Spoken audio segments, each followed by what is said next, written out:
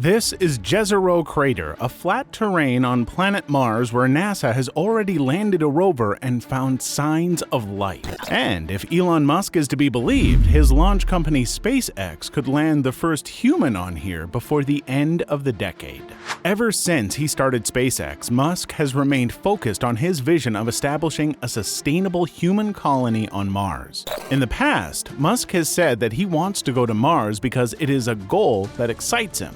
The exploration will help science and unveil some of the deepest secrets of the universe. However, the real reason Elon Musk is going to Mars is much more important and one that will secure the future of human civilization. So, how will he do that?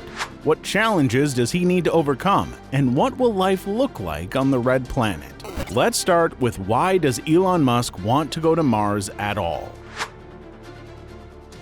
Human life has thrived on Earth for thousands of years. While we have achieved some incredible feats in that time, there have always been warnings of a disaster so big that it will wipe out the entire human race. One of the people to warn us is Elon Musk. He thinks that there's always a chance of something going wrong on Earth and human beings might be vulnerable to a disastrous end like the dinosaurs. Musk also points to other existential threats to humanity like climate change or even a third world war that can lead us to the use of nuclear weapons. In all of these doomsday scenarios, our best bet at survival is to become an interplanetary species. So, in case of a terrible fate of our planet, Musk wants to have a backup plan.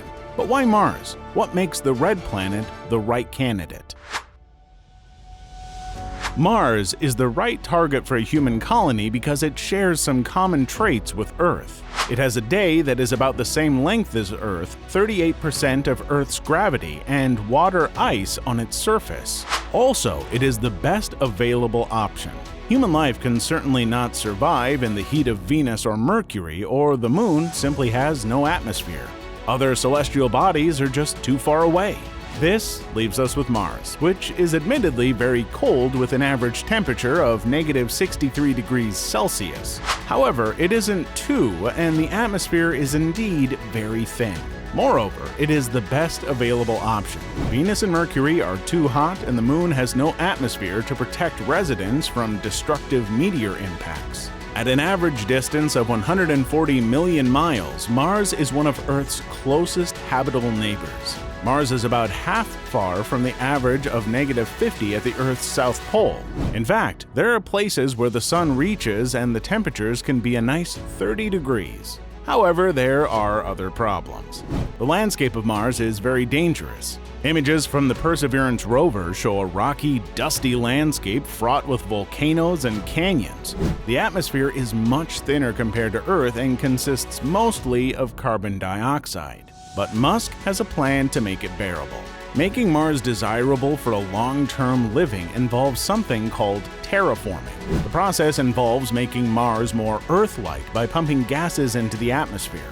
Using the greenhouse gases that threaten Earth's future, we can heat up Mars and make it more bearable for human life. Musk has talked about a radical idea to make that happen. But eventually you could transform Mars into an Earth-like planet. How would you do that? You'd warm it up. Fast way and then slow way. Okay. Give me the fast way. The fast way is drop thermonuclear weapons over the poles. Nuclear explosions will melt the Martian ice caps and push the atmospheric pressure up. This will create the greenhouse effect to warm the planet. This is just one of the ideas Musk currently has, and whether this works or not remains to be seen.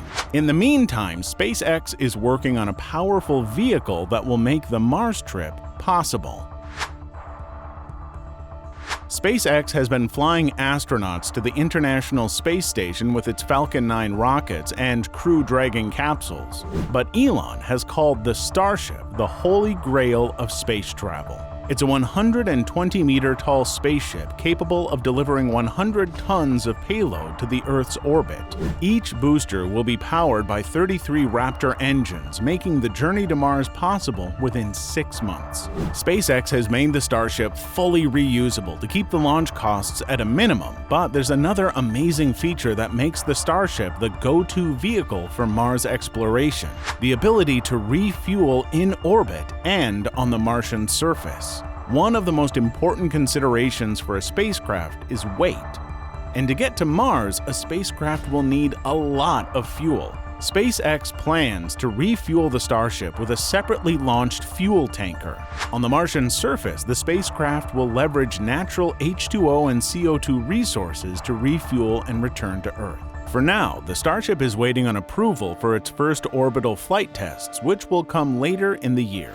The next step for the unprecedented vehicle would be to land astronauts back on the Moon. SpaceX has a $2.9 billion NASA contract to do that, with the first crewed mission targeting 2024. This brings me to the economics of the whole operation.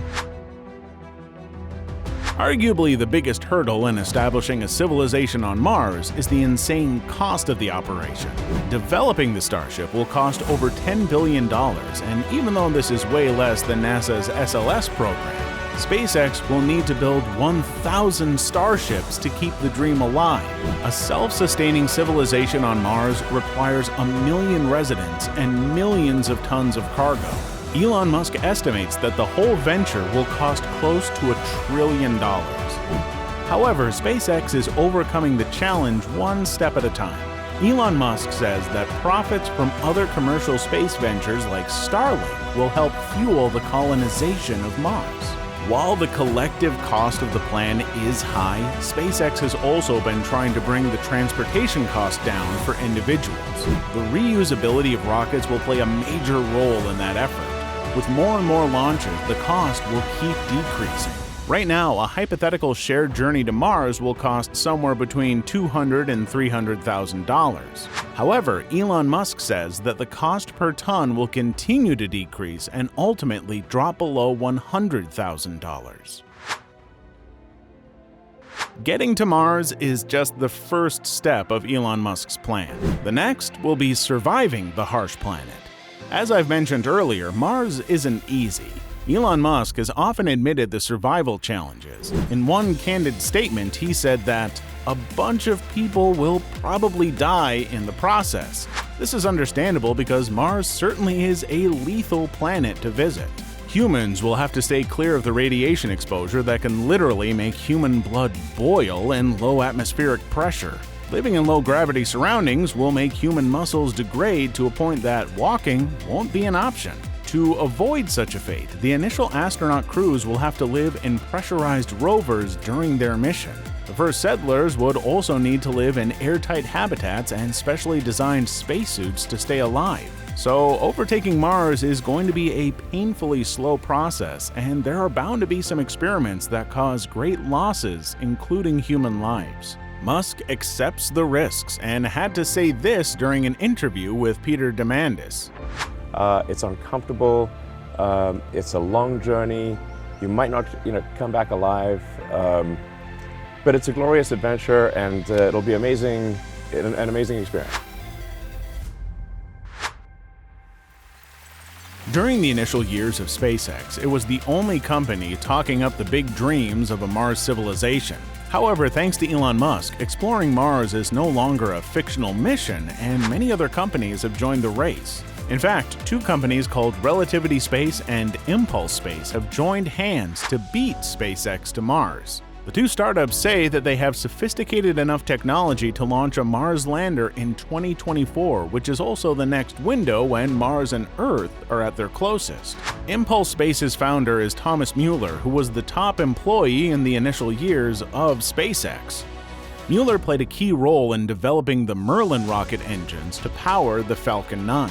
Relativity Space is based in LA and is set to launch its first 3D printed rocket, the Terran 1, from Florida in the coming days. These 2 startups can prove to be worthy competitors to SpaceX, which is a good sign for future exploration of Mars. So far, only NASA and China have landed successful missions on the Martian surface, and it will be interesting to see who becomes the first company to cross that barrier. NASA has also released some details of a 30-day, two-person Mars surface mission.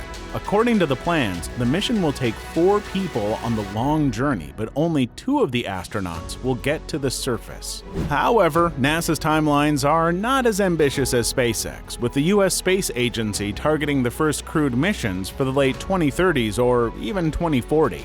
As for Musk, he has no plans of stopping on Mars.